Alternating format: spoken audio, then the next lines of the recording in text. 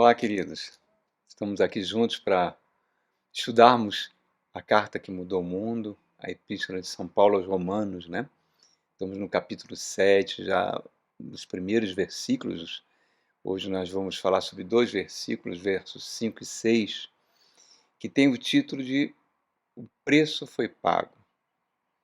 Na realidade, toda a Bíblia tem valor para nós porque o preço foi pago. Que preço? O preço dos nossos pecados foi pago na cruz do Calvário.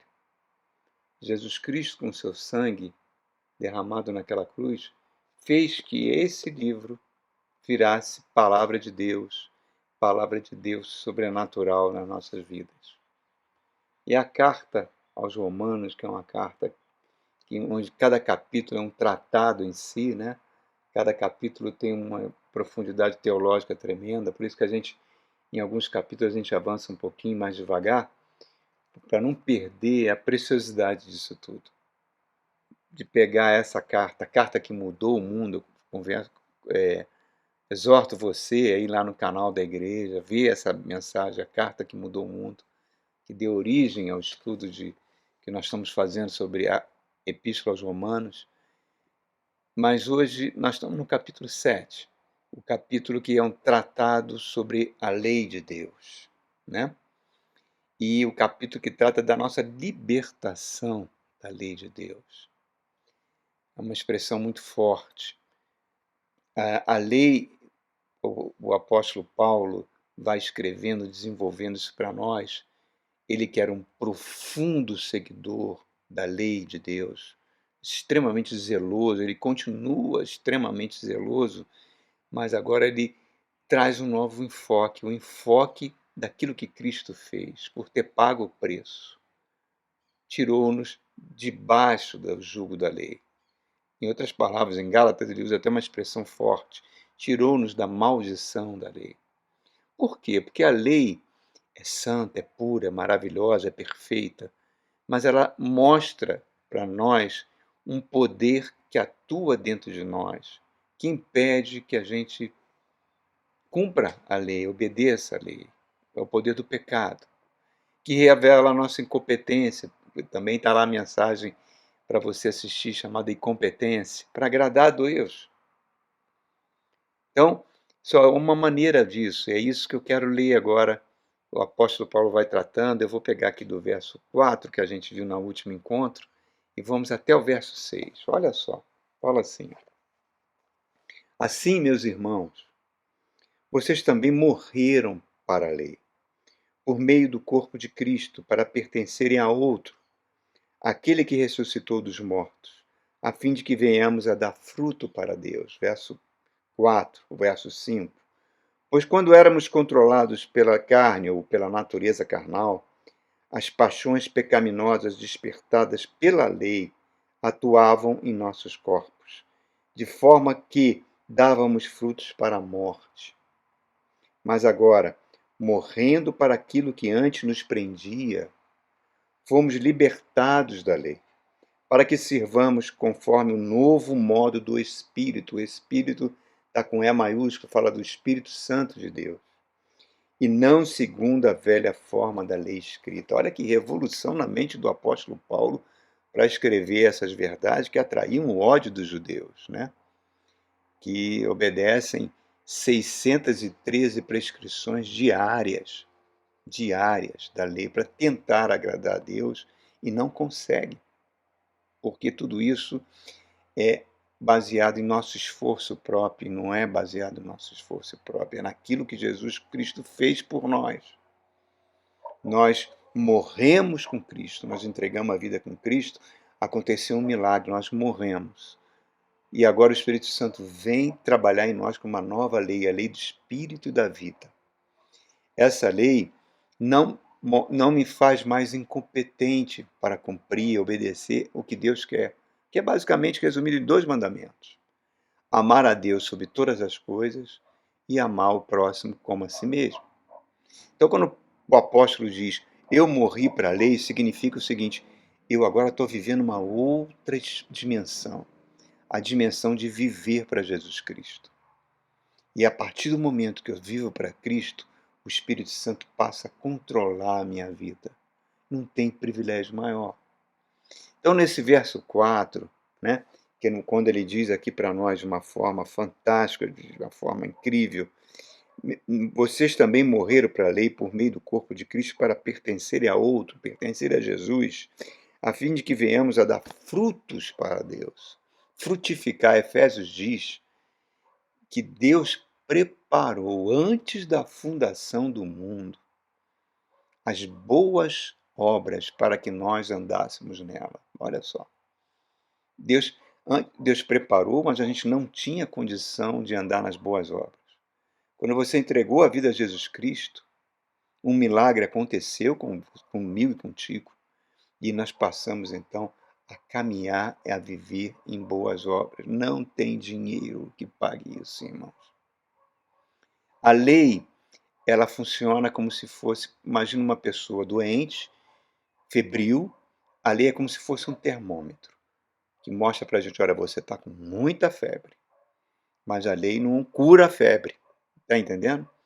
A lei mostra para a gente, você tem um poder atuando dentro de você que impede você de me obedecer. Esse poder chama-se pecado. E a humanidade toda, toda, está debaixo da lei de Deus e será julgada no juízo final, de acordo com os preceitos da lei. Quer queira o ser humano esteja consciente ou disso não, independe do grau de instrução, da sua posição social. O grande problema, irmãos, é que o ser humano acha que não tem mais essa necessidade de ser liberto da lei.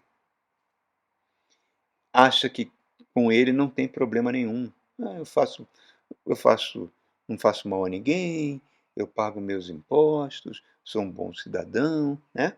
Então, por que eu vou ser punido? Por que eu vou ser, não tenho direito à vida eterna?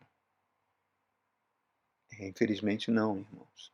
Se a gente não for liberto desse poder do pecado, nós não teremos a vida eterna, teremos a morte eterna. Olha que coisa triste, triste, triste. Porque nós somos incompetentes para fazer o bem, e é isso que o apóstolo Paulo está mostrando em toda essa epístola. No século XIX, irmãos, eu gosto muito de usar a história, que a história é a mãe de todos os comportamentos humanos, né? No século XIX, principalmente na Europa, que dominava o mundo, né? Houve um desenvolvimento intelectual fantástico. Surgiram grandes filosofias, né? Surgiram Freud, Darwin, Karl Marx, várias pessoas, Nietzsche, vários grandes filósofos, né, estabelecendo padrões. Havia um otimismo, principalmente na Europa, com relação ao ser humano. E trazendo para Freud, né, que Freud é o pai da psicanálise, ele baseava no seguinte preceito. Primeiro, ele não aceitava de forma alguma a doutrina do pecado original, dizer que o ser humano é um ser pecaminoso, que é incapaz de fazer o bem. Ele achava que isso era uma grande superstição, que isso bloqueava toda a potencialidade do ser humano de crescimento, de fazer o bem. E que se realmente isso fosse verdade, o homem não tinha culpa nenhuma, porque ele já nasceu assim, e por isso que ele rejeitava isso. E as suas ideias, elas foram difundidas na Europa, né? O mundo vivia aquela prosperidade toda. Veio Darwin, que trouxe a teoria da evolução, e cada vez mais os preceitos do Evangelho iam sendo ignorados, né? Havia um otimismo, né? O positivismo surgiu naquela época, das pessoas em relação à humanidade. O ser humano está crescendo, está evoluindo, e a sociedade será cada vez melhor. Aí a gente entra no século XX, irmãos, e surge a Primeira Guerra Mundial em 1914. Uma guerra que mostrou a falácia, a mentira de todas essas crenças humanas, porque foi uma guerra que matou milhões de pessoas. Uma guerra que trouxe o barbarismo que o ser humano tem, com armas químicas, com armas de destruição em massa. Logo depois nós tivemos a Segunda Guerra Mundial, poucos anos depois, trazendo mais barbarismo, mais violência, mais destruição. Interessante que essas guerras aconteceram na Europa e se alastraram para o mundo todo, e elas foram baseadas em teorias que surgiram lá no século XIX, como supremacia de raça, como o hedonismo e outras coisas assim, a eugenia e outras coisas do nível. E o interessante que é, pegando a Alemanha, que foi a, digamos, que disparou essas duas grandes guerras, a Alemanha era um povo altamente cristão, dali saiu a Reforma Protestante. O povo alemão era de uma cultura elevadíssima, né? E mesmo assim ele foi capaz de fazer verdadeiras barbaridades durante a guerra. Vide os campos de extermínio que ele criou na Europa, né? Eles chegaram ao ponto de fazer sabonetes com ossos humanos, abajur com pele humana. Pegava as pessoas no campo de concentração, submetia a frios abaixo de zero, com nenhuma comida, levava o povo a morrer de frio e fome. Criaram as câmaras de gás para exterminar crianças, exterminar velhinhos. E o interessante é que os homens que conceberam isso tudo eram cristãos, irmãos. Eram cristãos. Eram homens abstêmios, não tinham vício de cigarro, não tinham vício de bebida. Hitler não tinha vício nenhum. Hitler ia aos domingos à igreja. Então, eram pessoas que tinham uma vida regrada, tinham uma vida intelectual. E mostrou que a monstruosidade que havia no coração das pessoas. Olha as experiências médicas que foram feitas nos campos de concentração. Verdadeiros assassinatos em nome de pesquisas médicas. E eles achavam que estavam fazendo bem para a humanidade, porque simplesmente eles olhavam os outros seres humanos como dessemelhantes, como não humanos, ciganos, negros, judeus, homossexuais, comunistas, socialistas, enfim, o que fosse diferente, entrava naquele campo de concentração. E a gente pensa que isso acabou, não acabou, irmão, isso está presente no coração humano. Você tenta imaginar, né, olha como o ser humano da Segunda Guerra Mundial para cá desenvolveu tecnologias fantásticas, né, fantásticas. Além de ter desenvolvido também armas de destruição em massa. Os avanços da genética, da robótica, que estão mostrando que muitas armas terríveis que a gente nunca imaginou podem ser facilmente criadas. Então a gente vê que o que o apóstolo Paulo está escrevendo em Romanos é profundamente para os dias de hoje, é profundamente atual, por causa da nossa natureza, irmãos. Então, se você vier aqui, continuando aqui no capítulo 5, ele fala: pois quando éramos controlados pela natureza carnal, as nossas paixões pecaminosas despertadas pela lei atuavam em nossos corpos, de forma que dávamos frutos para a morte.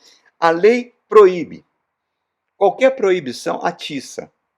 Se a lei proíbe um determinado pecado, aí mais a pessoa tem vontade de cometer aquele pecado, né? Lembra da lei seca, que proibiu a bebida alcoólica, e o consumo de bebida alcoólica aumentou tremendamente nos Estados Unidos? Então, a lei, o problema não está na lei, o problema está em nós, na nossa natureza, que herdou, a nossa hereditariedade, que herdou de Adão, do primeiro homem, esse pecado que atua no nosso corpo. Por quê? Porque o ser humano ele vive em função de desejos, de paixões. E os desejos e paixões, eles provocam o quê? Eles provocam sofrimento. Provocam toda a sorte de mazela que existe no mundo. Tudo por causa de desejos, paixões, necessidade de poder, querer ter cada vez mais poder.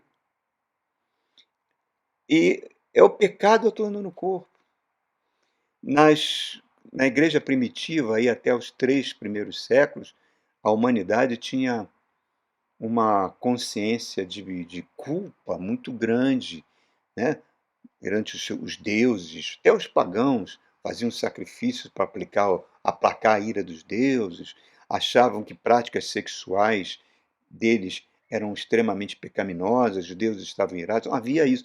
Quando chega o evangelho e as pessoas ouvem aquilo, aquela mensagem, dizendo que Deus não atribui mais pecado, não atribui culpa, eles aceitam o evangelho de uma forma tão poderosa, como se fossem as boas novas. As boas novas estavam completamente livres da culpa. Então, irmãos, reparem, só que o mundo foi se modernizando. O homem moderno hoje aboliu isso. A ciência considera tudo ligado à vida espiritual como superstição. A pílula banalizou o sexo fora do casamento. Então, a noção de pecado que era tão forte alguns séculos atrás, hoje ela quase não existe mais. E isso gera uma dificuldade de entender o que significa se arrepender, se converter. Porque as pessoas começam a achar que não tem necessidade disso. O pecado está ali, presente, creiam ou não. E ele desequilibra o ser humano em todos os aspectos. Em todos os aspectos, irmão. Traz morte, traz sofrimento em todo esse mundo que a gente está vivendo. E a gente precisa se arrepender, confessar diante de Deus esse pecado, para que a gente receba o Espírito Santo e nasça de novo. O homem tentou e tenta por religiões e por regras morais, tentar ser bom. Só que a religião não salva ninguém. Nenhum código moral salva ninguém. Nem frequentar uma igreja significa que você está salvo. O que faz você realmente ser salvo é você ter a consciência do pecado, se arrepender e entregar a vida a Cristo. Aí sim a igreja passa a ter um papel muito relevante. A igreja, nesse mundo de maldade, tem que ser o local dos tesouros espirituais, irmãos. A igreja tem que ser, na época de Noé, a humanidade estava fazendo tanta maldade, basta a gente ligar a internet todo dia, os noticiários, a gente vê como cada dia no Brasil, cada dia a gente fica perplexo com crimes mais bárbaros acontecendo. Então, naquela época de Noé isso acontecia e a arca de Noé se tornou o abrigo da futura humanidade. A igreja é uma arca de Noé. Aí, na época do deserto, Deus criou as cidades de refúgios para pessoas que, sem querer, cometiam um assassinato, sem querer, matavam alguém, para que elas não fossem mortas por um vingador, elas podiam ir para uma cidade de refúgio e encontrar abrigo ali. A igreja é a cidade de refúgio. Agostinho diz que a igreja é a cidade de Deus nesse mundo, irmãos. E o que sustenta a igreja? O que faz um lugar ser igreja? É o lugar onde a palavra da verdade é pregada e é o fundamento da igreja. A igreja não é o lugar onde tem curas, onde tem bênçãos materiais, onde tem dons. Não, a igreja é o lugar onde a palavra da verdade está presente, pregada. O ser humano, desde que que ele rompeu com Deus, ele busca uma autoajuda para ter felicidade, ou então para se desenvolver psiquicamente, espiritualmente. E Jesus fala: isso é impossível para o ser humano. Não é impossível. Só um milagre do novo nascimento é que pode fazer isso.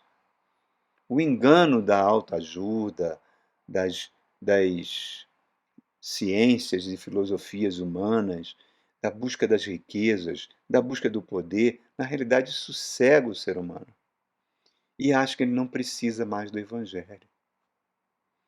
Por isso que o apóstolo Paulo começa essa epístola dizendo: eu não me envergonho do Evangelho, que é o poder de Deus para todo aquele que crê.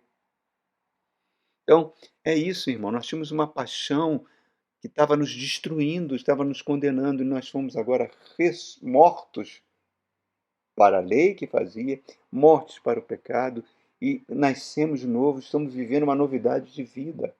E aí ele continua no verso 6, ele continua falando para a gente. Fala o seguinte: mas agora, olha só, mais agora, quer dizer, uma nova realidade, morrendo para aquilo que antes nos prendia, o poder do pecado, a lei que nos trazia culpa. Fomos libertados da lei para que sirvamos conforme o novo modo do Espírito Santo, e não segundo a velha forma da lei escrita. Olha que coisa fantástica. Quem está em Cristo não é mais escravo do pecado, não está mais debaixo da lei. Essa é a grande novidade do Evangelho. O pecado, claro que nós podemos pecar, nós somos um corpo de pecado, mas o pecado vira uma eventualidade, não é mais uma prática. É um acidente de percurso. E se a gente confessa, o sangue de Jesus nos purifica de todo pecado. O novo nascimento, essa mudança de vida, né, é o único meio de matar esse lobo velho que tem dentro de nós, de fome da vontade de pecar. A novidade de vida passou porque foi pago um preço de sangue. Foi feita uma propiciação pelo nosso pecado. O Antigo Testamento já mostrava isso. Quando o sumo sacerdote entrava no Yom Kippur, no dia do Yom Kippur, no dia do perdão, levando uma tigela com o sangue do cordeiro até o Santo dos Santos para derramar ali sobre a tampa da Arca da Aliança, o propiciatório, o caminho dele em direção ao Santo dos Santos, ele ia para o lado, ia para o outro, depois ia para frente, tinha a forma de cruz, apontando para a cruz do Calvário, o Cordeiro de Deus que veio e tirou o pecado do mundo. É uma coisa fantástica, irmãos, isso. Tudo apontava para a cruz.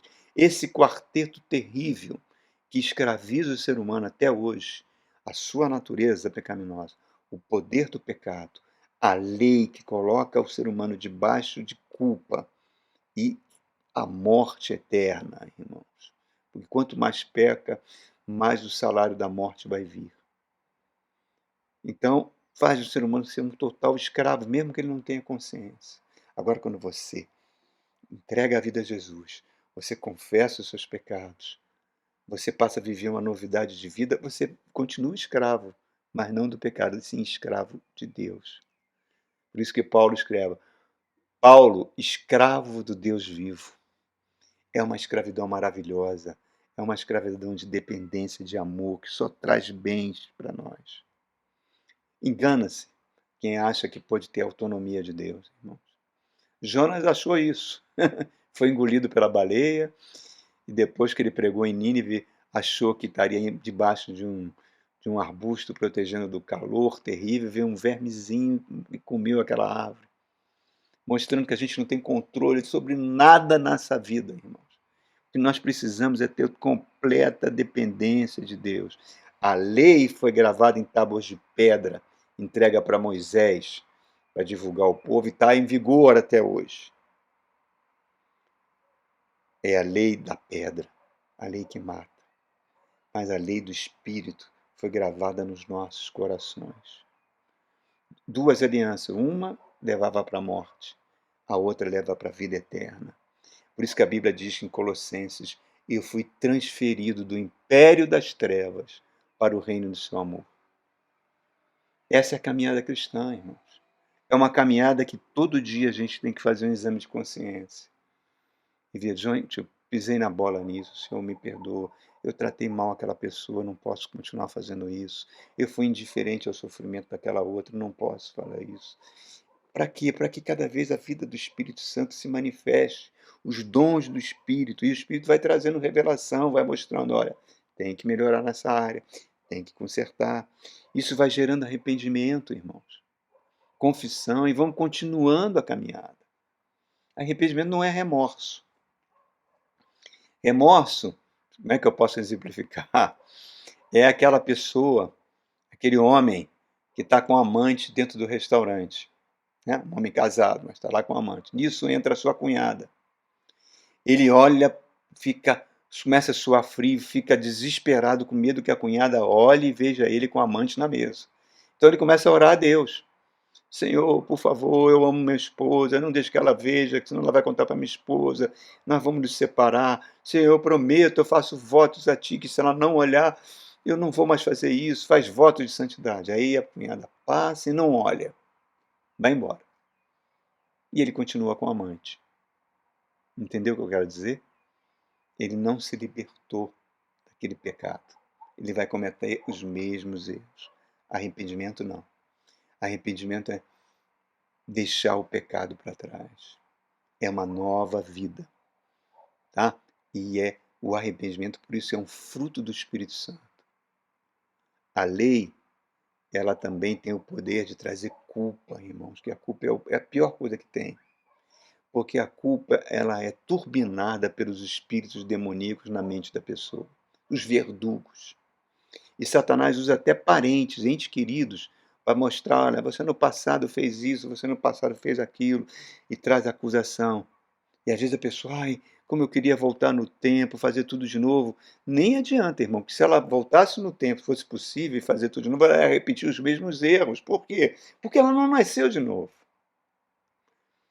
Quando a gente nasce de novo, Deus zera o nosso placar. Como a gente se torna um bebê espiritual. A gente precisa do leite da palavra para crescer. Agora, é claro que pecados que a gente cometeu no passado podem ter consequências, claro, pode ter. Pode ter causado desajustes nos nossos filhos, né?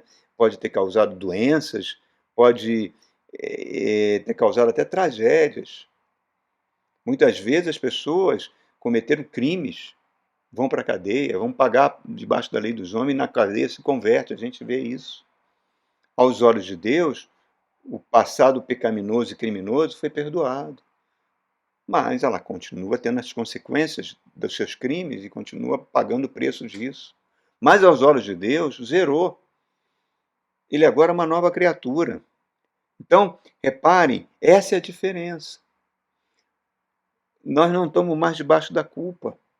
E se a pessoa ainda acha, está tocando. e se ela ainda acha que ela tem algum problema, né? Ah, eu fiz isso no passado, não deveria ter feito isso no passado. Puxa vida, por que que eu fiz isso? Por que que eu estou nessa situação? E já entregou a vida a Jesus, Deus já perdoou, é porque no fundo ela tem algum tipo de justiça própria.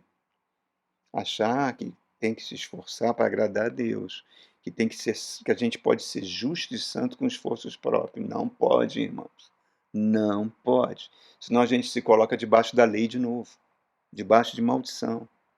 A gente se torna carnal. Por isso que você vê tantas pessoas carnais nas religiões cristãs.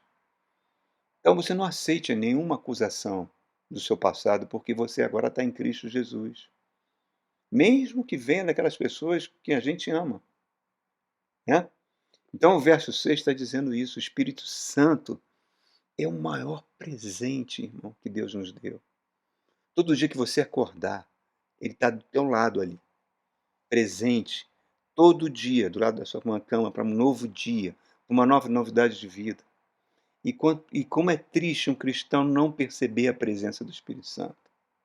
Como é triste o cristão não entender que esse tesouro habita dentro dele. Deus quer que você tenha uma vida cristã plena, irmãos. Plena, sem culpa, sem remorso. Uma vida nova. Uma vida onde Deus vai trabalhar no seu espírito. Por quê? Porque isso só foi possível, porque o preço foi pago, foi a mensagem, a palavra, a frase que demos início a essa mensagem. Jesus pagou esse preço com seu sangue para que a gente fosse liberto da lei por uma nova vida no Espírito Santo de Deus. Isso é cristianismo. Isso é palavra de Deus. Irmão, vamos viver essa realidade. Vamos viver uma nova vida, sem culpa. Vamos prosseguir para o alvo que é Cristo. Amém? Que Deus abençoe você ricamente, ricamente. Até o nosso próximo encontro.